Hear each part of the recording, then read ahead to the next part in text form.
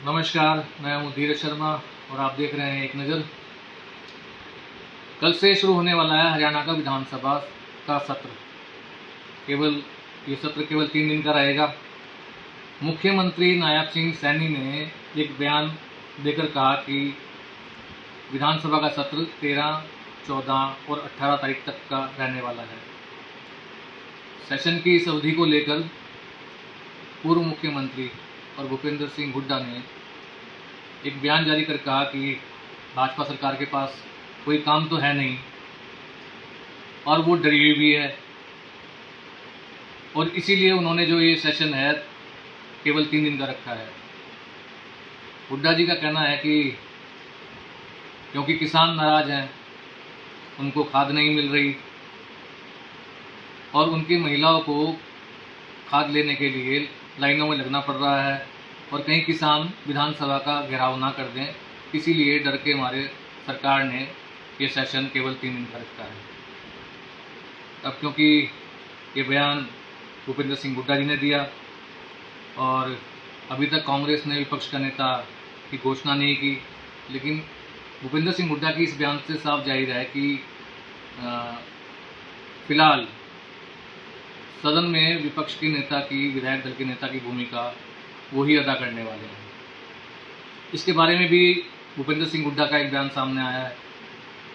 उन्होंने कहा कि विधायक दल के जो नेता का चुनने की प्रक्रिया है वो जो कांग्रेस हाईकमान ने करनी है, क्योंकि महाराष्ट्र में, वायनाड में और भी झारखंड में चुनाव है, तो उसके बाद वस्तुतः है 23 तारीख को चुनाव खत्म होंगे, उसके बाद रिजल्ट आएगा। रिजल्ट आने के बाद में जो हरियाणा के अंदर नेता प्रतिपक्ष की जो नियुक्ति होगी वो आला कमान 23 नवंबर के बाद करेगा। उन्होंने किसान की बात करी, तो ये भी तय है कि किसानों के मुद्दे पर विपक्ष जो है सरकार को घेरने का प्रयास करेगा। आज हम जो आपसे बात करने के लिए यहाँ पे मैंने ये वीडियो बनाई है, इसका कारण ये है कि 2 बड़ी महत्वपूर्ण जानकारियाँ निकलकर सामने आ रही हैं। ये जानकारी जो है वो कांग्रेस के सूत्रों के हवाले से हैं, जो कांग्रेस के अंदरूनी सूत्र हैं और जो विश्वसनीय भी हैं, उनके द्वारा जानकारी मिल रही है कि पिछले दिनों जब चुनाव में कांग्रेस की हार हुई तो उसके जांच के लिए कांग्रेस हाईकमान ने एक फैक्ट फाइंडिंग कमेटी का गठन किया था, जिसमें छत्तीसगढ़ के पूर्व मुख्यमंत्री भूपेश बघेल भी थे और भी अन्य नेताओं के नाम थे उसमें। कांग्रेस सूत्रों के हवाले से जानकारी ये मिल रही है कि जो ये फैक्ट फाइंडिंग कमेटी थी, उसने अपनी रिपोर्ट कांग्रेस आलाकमान को सौंप दी है और इस रिपोर्ट के अंदर जो जानकारी है वो चौंकाने वाली है। ये दावा किया गया जो कांग्रेसी सूत्र हैं उनकी तरफ से कि रिपोर्ट के अंदर हरियाणा में कांग्रेस की हार के लिए सीधे सीधे हरियाणा के प्रदेश प्रभारी रह चुके दीपक बाबरिया को जिम्मेदार ठहराया गया है। सूत्र ये भी बता रहे हैं कि इसी रिपोर्ट के अंदर कुमारी शैलजा और रणदीप सिंह सुरजेवाला को भी कहीं ना कहीं जिम्मेदार ठहराया गया है, और कहा ही जा रहा है कि रिपोर्ट को सार्वजनिक अभी इसलिए नहीं किया जा रहा कि कहीं रिपोर्ट सार्वजनिक करने के बाद में जो ये दोषी नेता जिनके नाम सामने आ रहे हैं इन पर कार्रवाई हुई तो कहीं इसको लेकर महाराष्ट्र विधानसभा के चुनाव के ऊपर कोई विपरीत असर ना पड़ जाए। इसीलिए कांग्रेस आलाकमान जो आने वाली 23 नवंबर है, जो चुनाव के नतीजे आ जाएंगे महाराष्ट्र के, झारखंड के, वायनाड के, उसके बाद इस रिपोर्ट को सार्वजनिक करेगा और जो भी दोषी लोग बताए जा रहे हैं, अगर इसमें सच्चाई है तो उनके खिलाफ कार्रवाई होगी। और कहीं ना कहीं भूपेंद्र सिंह हुड्डा के कैंप के लिए ये एक सुखद खबर साबित होगी, क्योंकि जिस प्रकार जो कांग्रेस के ही लोग हैं या मीडिया के लोग भी अभी कह रहे हैं, या चर्चाएं जिस तरीके की गर्म हो रही हैं, तो हर जगह जो जिम्मेदार ठहराया जा रहा है हरियाणा में कांग्रेस की हार के लिए, वो सीधे सीधे कहीं ना कहीं भूपेंद्र सिंह हुड्डा को ठहराया जा रहा है।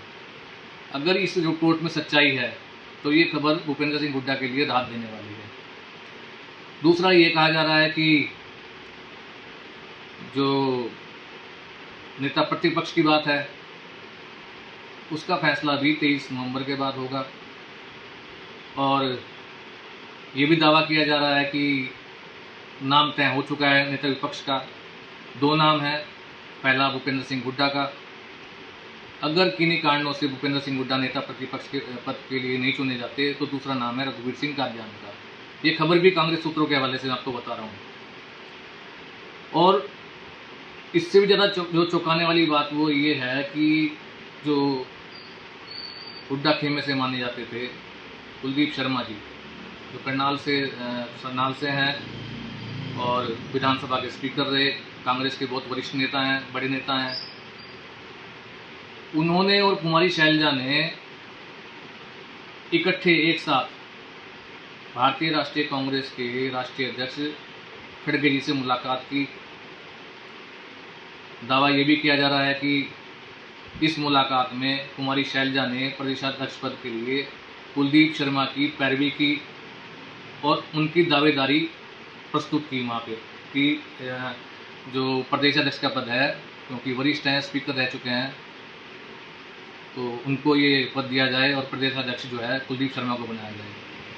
अब इन बातों में कितनी सच्चाई है, इसके लिए हमें 23 तारीख तक का इंतजार करना पड़ेगा, 23 तारीख के बाद का इंतजार करना पड़ेगा।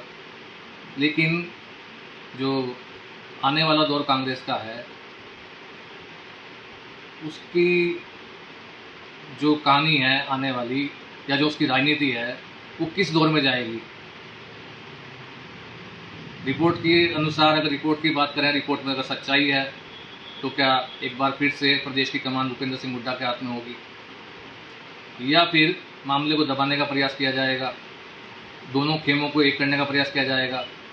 अगर विधानसभा में विधायक दल का नेता जाट वर्ग से बनता है तो क्या इस संतुलन को साधने के लिए किसी गैर जाट को, बैकवर्ड कास्ट को या किसी ब्राह्मण चेहरे को प्रदेशाध्यक्ष पद के लिए आगे किया जाएगा, तो आने वाले वक्त में ये देखना बड़ा दिलचस्प रहने वाला है। तो आज तक के लिए इतना ही।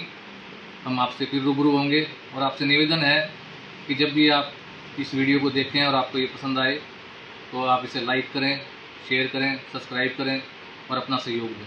धन्यवाद। जय हिंद।